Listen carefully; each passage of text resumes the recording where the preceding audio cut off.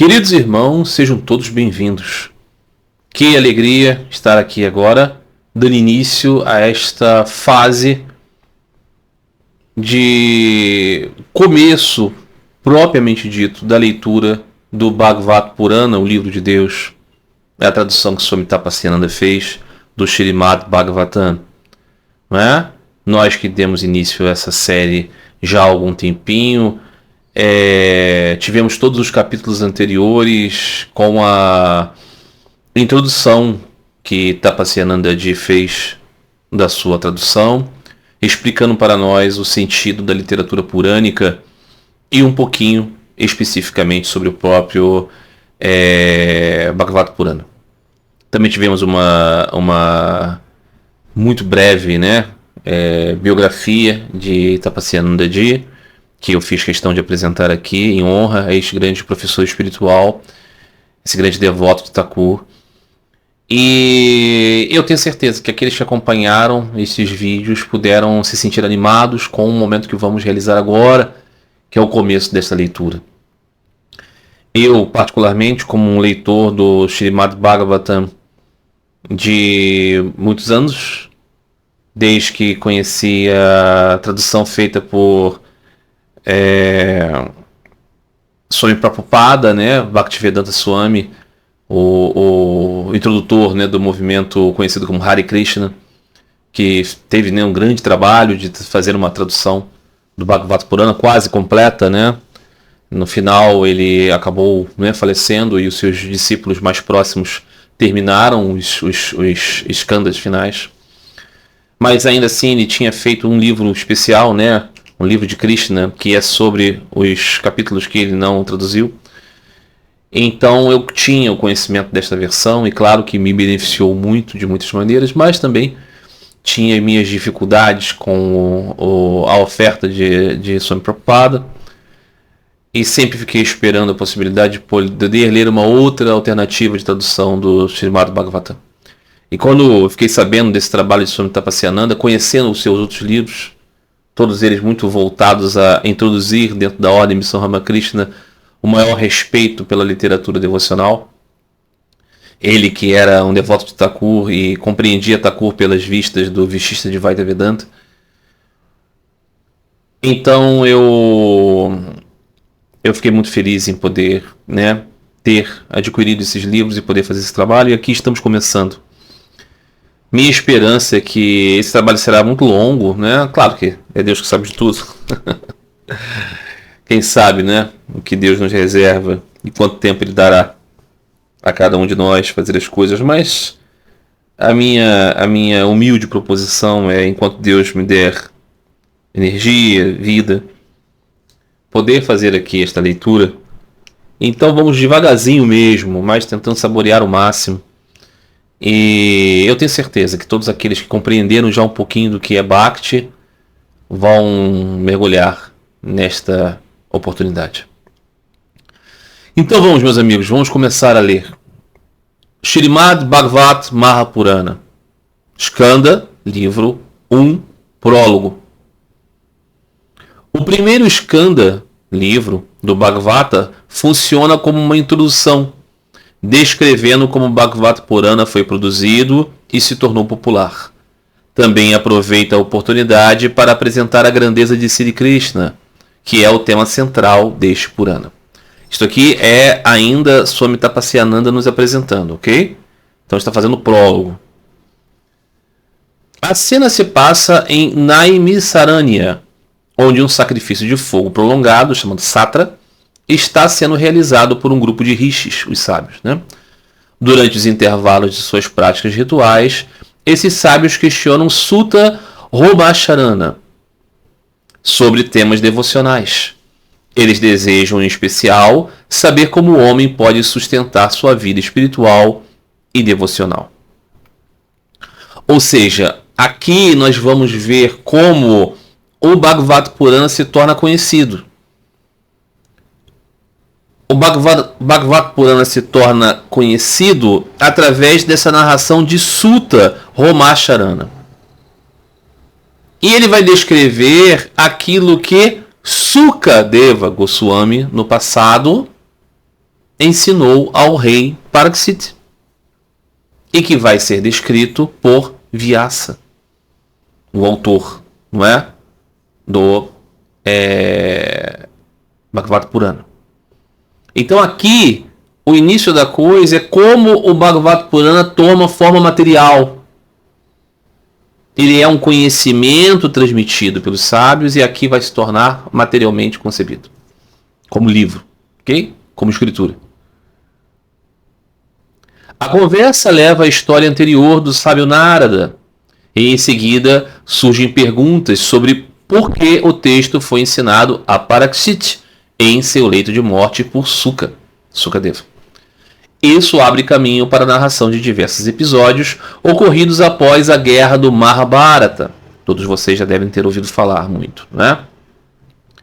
Incluindo o ataque assassino de Ashwatthama contra os filhos dos Pandavas, a retaliação dos Pandavas, o uso de um míssil Brahmastra, né, uma arma nuclear, digamos assim, por Ashwatthama para destruir o feto de Uttara, na tentativa de extinguir a linhagem dos Pandavas, a proteção de Krishna, que preserva a vida do bebê, que futuramente seria o rei Pariksit, né, o rei que vai ouvir o Bhagavata Purana, os eventos após a partida de Krishna desse mundo e o início da Era Sombria, a Kali Yuga.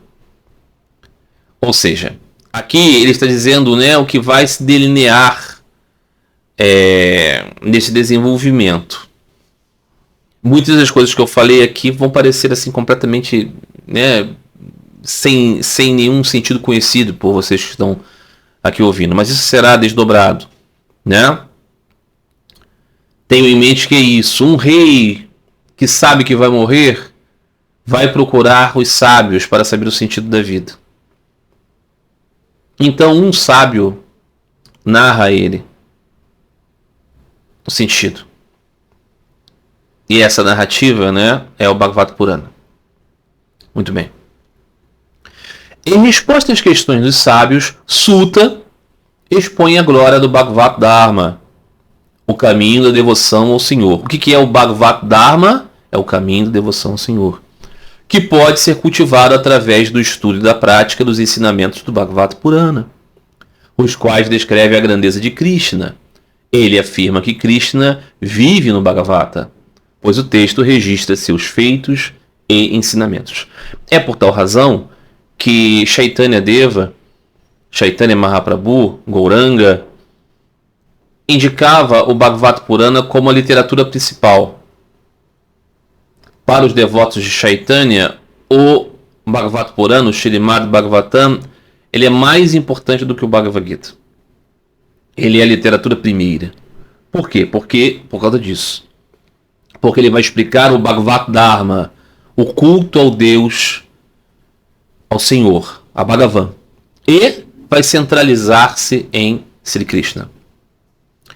Suta então declara que aprendeu o Bhagavata quando este foi ensinado ao rei Pariksit em seu leito de morte por Sri Sukadeva, que por sua vez o recebeu de seu pai, Vyasa, o próprio autor deste Purana. Ou seja, é uma transmissão, né? Vyasa contou para Sukadeva. Sukadeva transmitiu para o rei Pariksit. O rei Pariksit transmitiu, então, a Suta. Então nós temos essa ideia, né, de que a transmissão sagrada da escritura, né, ela vem de uma linhagem de abençoados desse quilate. Em seguida, há um relato detalhado das circunstâncias que levaram Vyasa a compor o Bhagavata. Vyasa, que é o autor dos Vedas. Vyasa, que é o autor do Mahabharata. Por qual razão Vyasa quis compor esse Bhagavata Purana? Isso será descrito. Nesse contexto, também é mencionada a ação de Krishna ao proteger Pariksit ainda no ventre de Uttara, garantindo sua sobrevivência. Ou seja, o rei moribundo que vai receber a instrução que é o Bhagavata Purana, ele anteriormente, quando ele ainda era um feto, ele foi protegido da morte pela energia de Krishna, que fez com que ele não fosse assassinado. Okay? Após isso, o texto apresenta um relato breve, porém altamente vívido e devocional, sobre o impacto que Sri Krishna e os Pandavas tiveram sobre seus súditos e familiares. Esses relatos é seguido por uma emocionante descrição da partida de Krishna e dos Pandavas deste mundo. Então aqui uma antecipação dos temas que serão descritos, né, na sequência. A partida de Krishna marca o início da Era de Kali, e é neste cenário que Parikshit, neto dos Pandavas, precisa confrontar os desafios deste nosso tempo.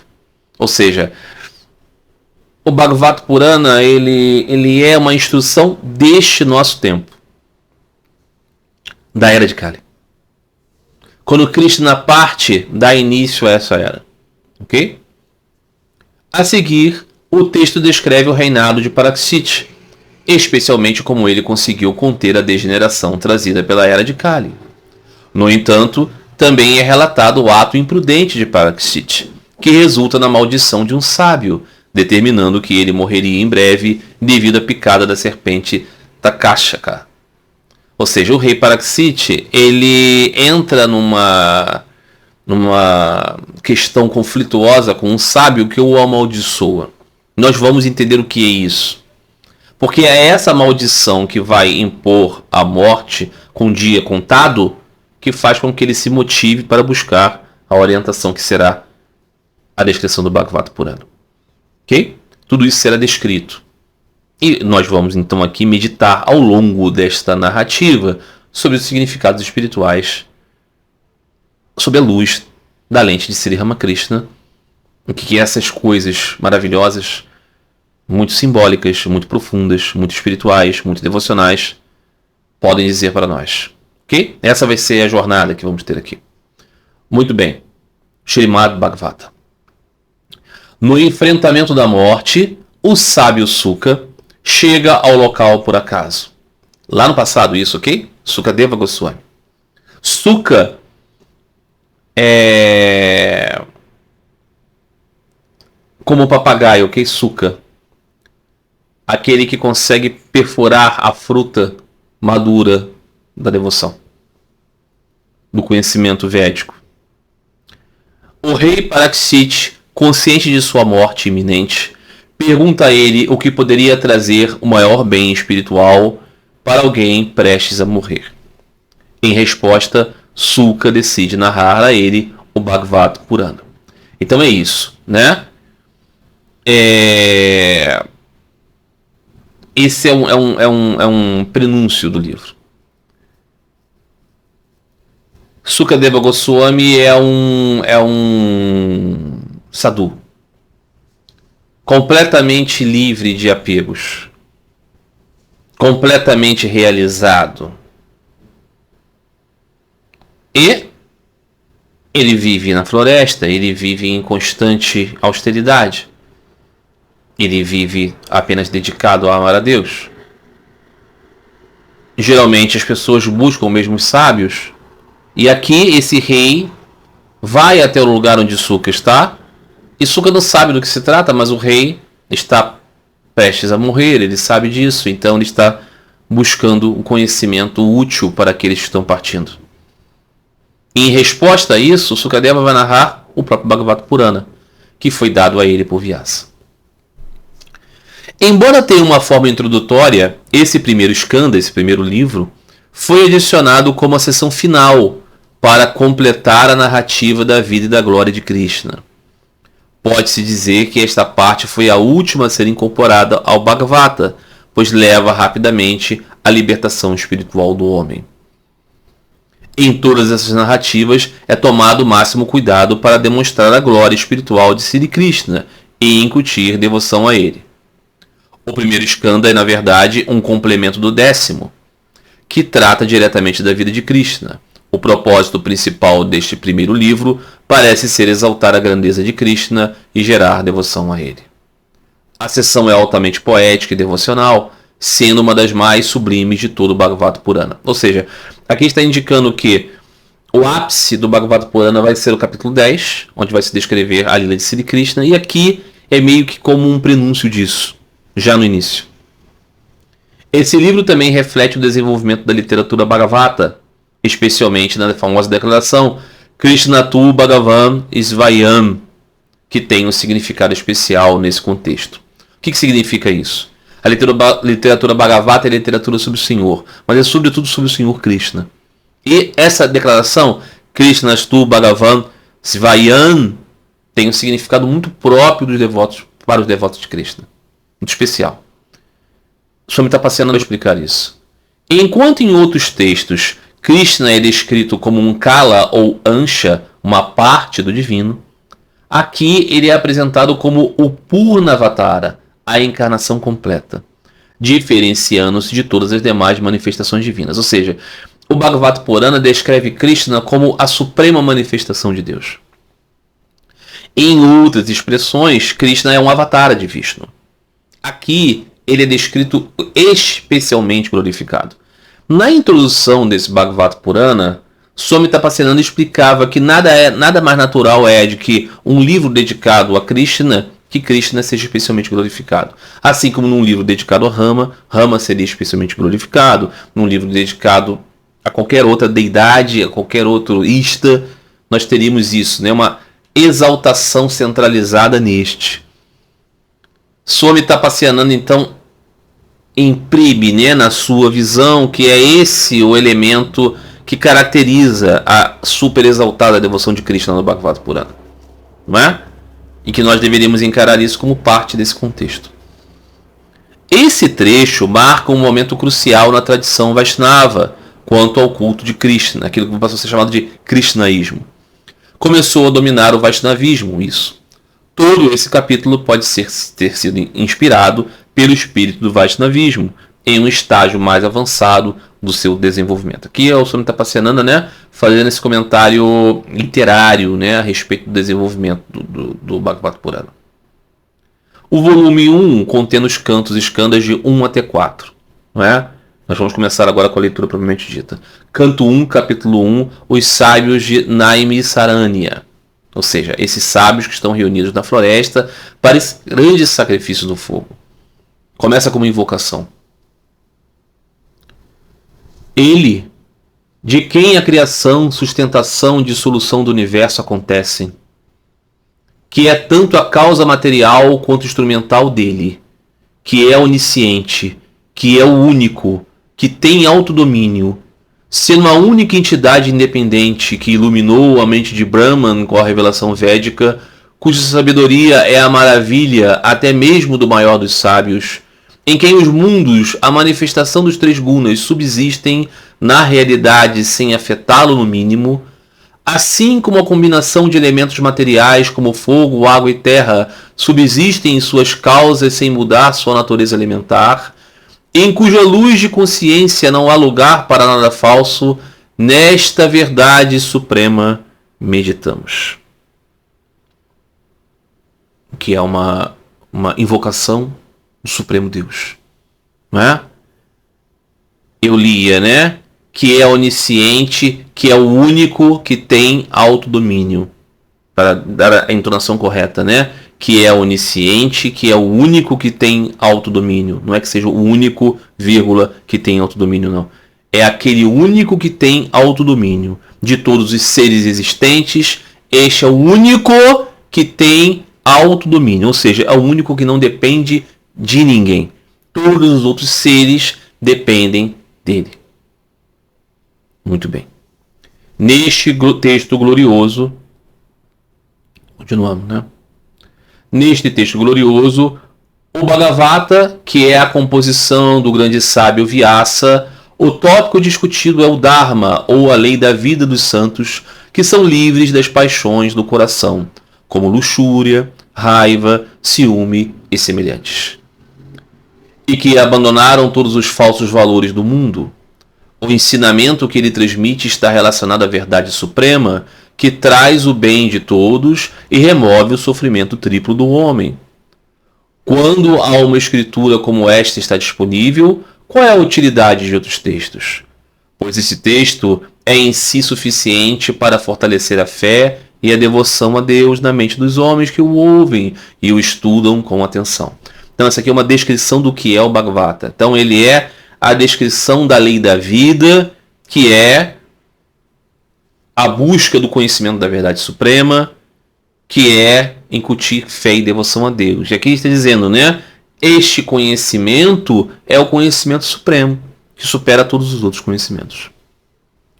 Ó conhecedores, ó devotos, bebam até a embriaguez este néctar, que é o Bhagavata, o néctar do fruto da árvore dos Vedas, fluindo da boca do grande papagaio, Siddhisuka, empoleirado naquela árvore da sabedoria e se deliciando com seus frutos. Aqui uma brincadeira com o nome de Suka. Muitas vezes na iconografia até ele tem uma cara de papagaio, porque Suka é isso, né?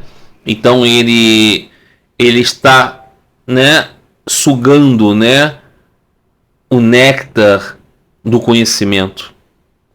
O néctar é a parte mais rica. Então é um convite para que todos aqueles que são devotos se embriaguem neste conteúdo. Quantas vezes vemos, né, na descrição de Sri Ramakrishna, está embriagado de amor por Deus, né? Vemos isso na literatura dos místicos muçulmanos, né? Os sufis, né? Aqueles mendigos que estão na taverna do amor embriagados, né? Uma linguagem para dizer que eles estão buscando o amor por Deus. Os rishis se aproximam de Suta para a instrução. Aí voltamos, né? Suta é este que vai transmitir o que foi transmitido a Suka. Os nomes são parecidos. Saunaka e outros rishis, desejosos de alcançar o reino de Mahavishnu, reverenciado e louvado até mesmo pelos habitantes celestes, ou seja, a morada suprema de Deus, ok? Iniciaram um Brahma Satra, sacrifício do fogo, com duração de 1000 anos. No local sagrado conhecido como Naimisaranya, santificado pela presença constante do Senhor, a testemunha desperta e sem pestanejar de todas as coisas. Ou seja, nesta floresta, nesse lugar, esse é um sítio sagrado, no qual se considera haver grande bênção. Então eles estão reunidos para realizar esse sacrifício de 1000 anos, né? Um sacrifício imenso. Para buscar o quê? Meditação a respeito da morada de Deus. Um dia, após realizarem seus ritos sacrificiais matinais, esses sábios com reverência interrogaram a Suta, que ali se encontrava sentado, devidamente honrado e em paz. Os rishis disseram: ó Imaculado, tu estudaste e expuseste todas as escrituras como os Puranas, os Itasas, que são histórias devocionais tradicionais, e os Dhamma Sastras, códigos de conduta. Ó querido Suta, tudo aquilo que foi conhecido por grandes sábios como Vyasa e outros conhecedores de Brahman, tanto em seu aspecto pessoal quanto impessoal, tudo isso também é conhecido por ti, todo o conhecimento por eles adquirido, inclusive o mais esotérico. Ó longínquo em anos, dentre este vasto saber, transmite-nos aquilo que julga essencial para que o homem alcance a salvação. Aqui eles estão descrevendo as qualificações de Suta, né? Estão dizendo que ele conhece tudo a respeito de Brahman em seu aspecto pessoal e impessoal. Ó nobre, nesta era de Kali, os homens são de vida curta, preguiçosos, de intelecto embotado e desafortunados, e portanto têm dificuldade em compreender o verdadeiro sentido das Escrituras. Imensos e variados são os textos sagrados que detalham inúmeros deveres a serem cumpridos. Com tua sabedoria, retira deste oceano o néctar do conhecimento essencial e transmite-nos a nós, que possuímos fé nele, que por meio disso também possamos alcançar a paz suprema. Sri Ramakrishna tantas vezes diz, né? Nesta era de Kali não temos condições de sermos austeros, de sermos guerreiros heróicos, né? Atletas espirituais. Não temos capacidade de sermos grandes jnanis, grandes pensadores. Então, o fruto ideal para esta época é a devoção. Dos Vedas, que contém tantas coisas, retiraremos o néctar, o conhecimento devocional. E aqui é isso que esses rishis estão dizendo. Exatamente isso, vocês entenderam? Suta, o instrutor, é qualificado, ele conhece tudo, mas ele precisa compreender a limitação daqueles que o ouvem. Quem ouve, e quem aqui está pedindo, são esses rishis maravilhosos, super avançados. Se eles se consideram assim, imagine nós, não é verdade? Então estão pedindo isso, dê a nós o néctar, possível para esta era de Kali, para que possamos alcançar as 5 perguntas dos rishis. Ó Sutta, que o bem te acompanhe. Cremos que sabes por que e com qual propósito o Senhor Supremo, aquele que ama e serve ao devoto com total abnegação, desceu à terra. As escrituras ensinam também a filosofia monista, na qual o Jiva funde-se no Ser Supremo, para aqueles que nessa fusão, encontram satisfação. Contudo, um mínimo de distinção sem diferença precisa ser admitido se Bhakti há de ser entendido como o quinto Purushashtha, superior até mesmo a Mukti, liberação. Fundamental explicar isso, né? Os sábios estão perguntando a Sutta, explique-nos para nós o mistério do Avatara, o mistério de quando Deus desce a esse mundo. Porque as literaturas sagradas, as escrituras, explicam também que existe esta hipótese de um Jiva fundir-se na glória do Senhor, se é isso que ele busca. Contudo, ainda assim, nesta fusão, deve existir ao menos uma mínima distinção. Aí ele diz, sem diferença, né? Distinção sem diferença. Vocês entendem a junção disso? É da mesma natureza e ao mesmo tempo não é? Para que admitamos aqui aquilo que as escrituras também dizem, que Bhakti é a meta suprema, é o quinto Purushashtha. O que significa isso? Temos Dharma, temos Artha, temos Kama, temos Moksha, temos retidão, progresso, prazer e libertação como as 4 metas da vida. Mas existe uma mais alta, o quinto Purushashtha, que é Bhakti. Para compreendermos Bhakti, que é superior a Mukti, a libertação, superior a Mukti, precisamos entender que se há uma fusão da alma com Deus, ainda assim nesta fusão deve haver uma mínima separação para que haja relacionamento amoroso. Não é maravilhoso isso? Aquilo que Sri Ramakrishna ensina. Exatamente aquilo que Sri Ramakrishna ensina, sem tirar nem pôr. Por isso o Bhagavata Purana é absolutamente obrigatório de ser conhecido para aqueles que têm devoção por Sri Ramakrishna. Não é?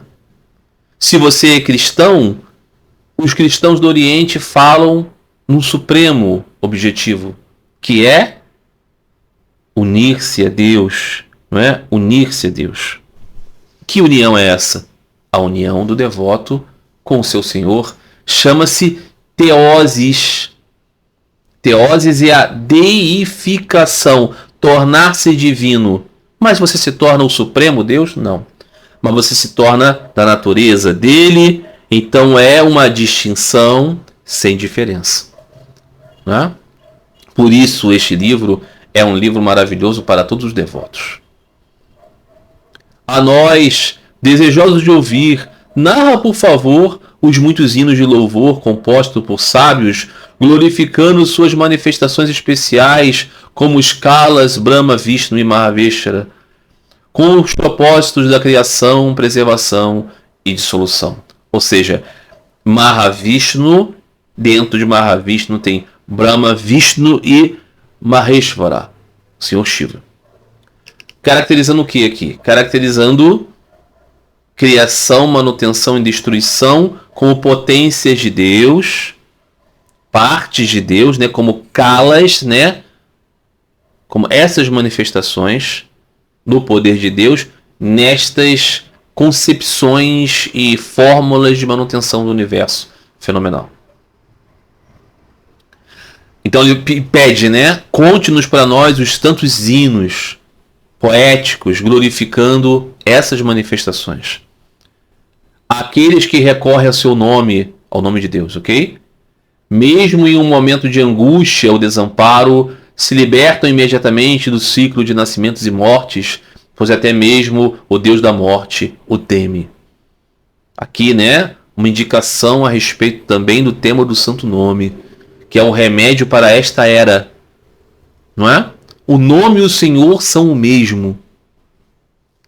Apegando-se aos seus pés sem interrupção, aos pés de Deus. Os sábios alcançaram a paz eterna e possuem o poder de purificar instantaneamente a todos e a tudo por sua mera presença. O Ganges, tido como o maior dos meios de purificação, purifica apenas após prolongado e contínuo contato, pois o Ganges partiu dos pés do Senhor, enquanto os santos estão em contato contínuo com ele por meio da lembrança constante. Ou seja, o Ganges é um meio físico no mundo, enquanto os santos estão além disso. Qual pessoa... Precisa entender, né? O Ganges é o rio da vida na Índia, né? É esse poder da natureza, né? Sri Ramakrishna dizia, uma das manifestações visíveis do poder de Brahma. Ok? Qual pessoa desejosa de purificação não se empenharia em ouvir as glórias do Senhor, glórias que atraem os louvores de todos os santos e anulam os efeitos nefastos da era de ferro, a era de Kali? Qual pessoa que deseja purificação não quer ouvir essas glórias do Senhor que purificam e anulam os efeitos nefastos da era de Kali? Quais são os efeitos nefastos da era de Kali? O nosso entorpecimento, o nosso egoísmo, a nossa sensualidade, a nossa cegueira, a nossa burrice, né? Ó sábio, narra-nos também com fé os feitos sublimes do Senhor, os auspiciosos Lila Avataras, as encarnações lúdicas de Sri Hari, o Senhor de todos, que ele assumiu por sua misteriosa potência Maya para o propósito do jogo divino. Ou seja, descreve as narrativas dos avatares que são esse esporte do Senhor, ok? Ele está aqui sem nenhum vínculo com karma, ok? Narra também a história de sua descida como Deus encarnado, a qual deve ter sido destinada a trazer a bem-aventurança eterna e bem-estar mundano a todos os seres. Quanto a nós, nunca nos cansamos de ouvir sobre as glórias do mais santo, pois quanto mais um verdadeiro apreciador do sentimento do amor divino as ouve, mais se desenvolve seu gosto por elas. Quais foram aqueles feitos sobre-humanos de Keshava, Krishna, juntamente com Rama, realizou quando assumiu um corpo humano, ocultando dos olhos dos ignorantes os segredos de ser ele o Senhor de todos? Vendo que a era de Kali começou, reunimos-nos aqui neste sagrado centro Vaishnava de Naimisaranya com o propósito de realizar um Brahma Satra de 1000 anos, o sacrifício do fogo, né? E de ouvir durante esse período as narrativas gloriosas de Hari.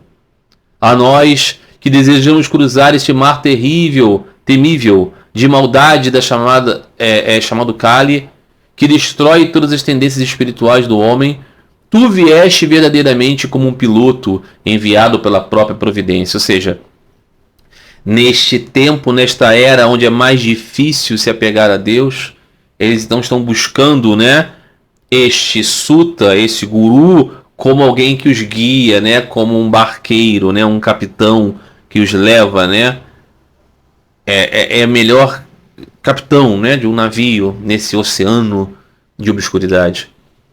Por favor, responde-nos mais uma pergunta.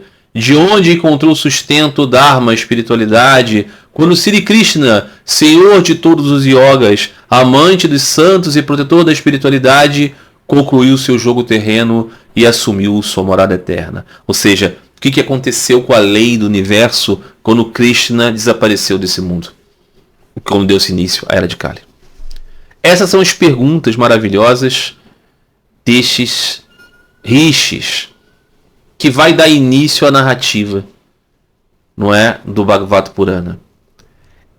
O que é muito tocante, o que é muito maravilhoso nisso, né? Esses sábios, eles já eram purificados pelas austeridades e pelo desejo ardente de morar com Deus. Eles se reúnem com humildade para ouvir, para aprender, para meditar sobre Deus. Quando nós pensamos isso sobre as luzes do ensinamento de Sri Ramakrishna, não é? Nós lembramos o que? O anseio puro pela visão de Deus, o caminho da devoção sincera é isso. Thakur, nosso maravilhoso Sri Ramakrishna, ensina que Deus precisa ser conhecido, não realizado. E que tudo o que é necessário para isso é ter um coração simples, cheio de amor e verdade, como de uma criança. Vocês lembram da palavra do Senhor Jesus? Sejam como um desses pequeninos. É isso. Ele dizia: Deus escuta o clamor de um coração que habita em uma alma sincera. Então esse é o espírito desses rishis. Embora eles sejam eruditos demais, renunciantes plenos, eles não confiam nas suas próprias habilidades e capacidades intelectuais. Eles se voltam com reverência à Sutta. Você vê a maneira como eles descrevem, né? Ele é o professor e eles estão sedentos de ouvir as glórias do Senhor. Isso nos lembra das ênfases de Sri Ramakrishna, né? Das ênfases fundamentais de prática. Qual era uma delas? Escutar as histórias divinas, escutar as glórias do Senhor. Por quê? Porque despertava amor por Deus. Não é? Muito presente, né? Cante os nomes do Senhor, ouvindo suas glórias. Reunir-se com os santos, não é? Sadhu Sangha, Sadhu Seva, Nama, Guna, Kirtana. Cantar e ouvir as glórias do Senhor. Então esses sábios, eles reconhecem de pronto, né, que nós vivemos numa época difícil. Na era de Kali, marcado pelo quê? Pela preguiça, pela falta de fé, pelo embotamento da inteligência. Os sábios, eles são sábios. Eles pedem apenas o quê? O néctar, a essência salvadora das Escrituras. Não mais doutrinas, teologias, rituais. Lembra do Senhor Jesus? Tomai cuidado com o fermento dos fariseus com os fermentos dos fariseus e de Herodes. Não? Que nos traz a ênfase de Sri Ramakrishna, né? Da compreensão universalista da religião. Não é a multidão de ritos, de dogmas, de sistemas, mas aquilo que faz arder o coração. Desperta Bhakti. Né? Aquele que faz o nosso coração derreter. Thakur dizia: tudo que é necessário é chamar ele com anseio. Não é? Sabe a história do gatinho? O gatinho filhote que clama pela mãe gata. Miau, miau. Só depende dela. Isso é o suficiente. E Deus ouve esse chamado. Não é? Então, quem é aqui Sutta? Sutta é o Guru. Guru enviado pela providência de Deus. Que é esse guia autêntico. Que faz o quê? Esvazia nossa mente de mundanidade para que apenas o Senhor more lá. Sri Ramakrishna dizia: para falar sobre Deus é preciso ter um mandato. Autoridade é dado pelo conhecimento de Deus. Sutta é um desses, não é? Que fala com essa autoridade. Sri Ramakrishna, para nós, seus devotos, é esse. Por quê? Porque ele vive sempre no Senhor e nos ensina a viver com o coração transformado em uma morada de Deus. Sri Ramakrishna dizia, né? O Senhor é como um magnata que tem várias mansões. O coração do devoto, né? É esse lugar. Os rishis, na sua grandeza, na sua pureza, na sua santidade, o mais bonito é que nas perguntas deles, o âmago da questão não é técnicas, poderes, siddhis, soluções para a sociedade. Não, pedidos simples, apenas sejam contadas as glórias do Senhor a respeito de suas encarnações lúdicas, seus nomes, ações, como ele se ocultou para a aparência humana, não é? Então, centro do ensinamento de Sri Ramakrishna: nome de Deus, jogo divino, encarnações, amor pelo Senhor, como um pai, como mãe, como um amigo, como amante. como o amado, não é?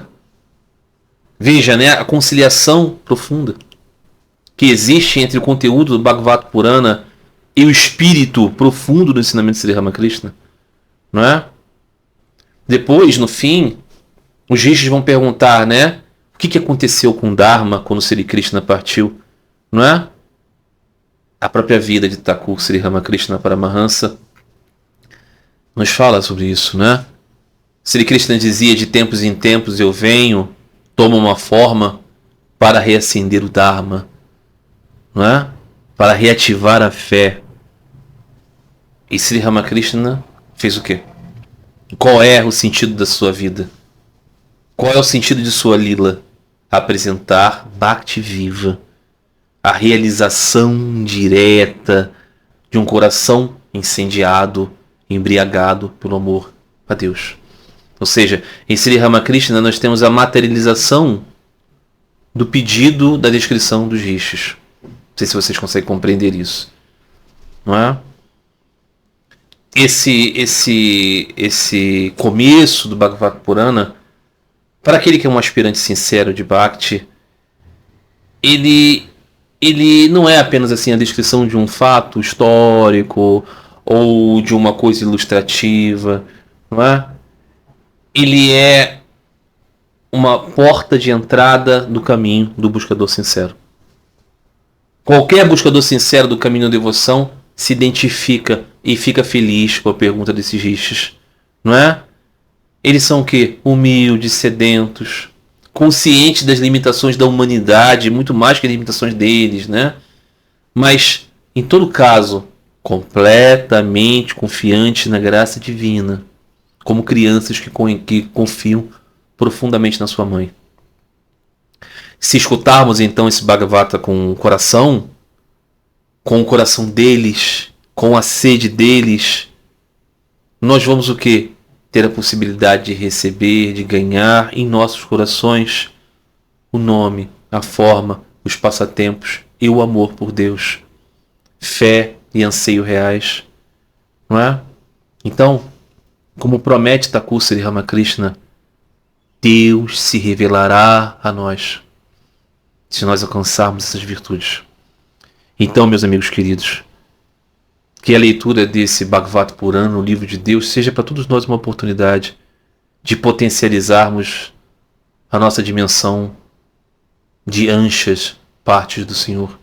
Que possamos ter entusiasmo divino por essa jornada, possamos crescer sempre em atenção, possamos fazer dessas reuniões uma felicidade imensa, sabermos que estamos recebendo esse néctar, que a graça do bendito Senhor possa nos inspirar, estejamos sempre aqui como entusiasmados buscadores do amor a Deus. Tá bom? Então é isso.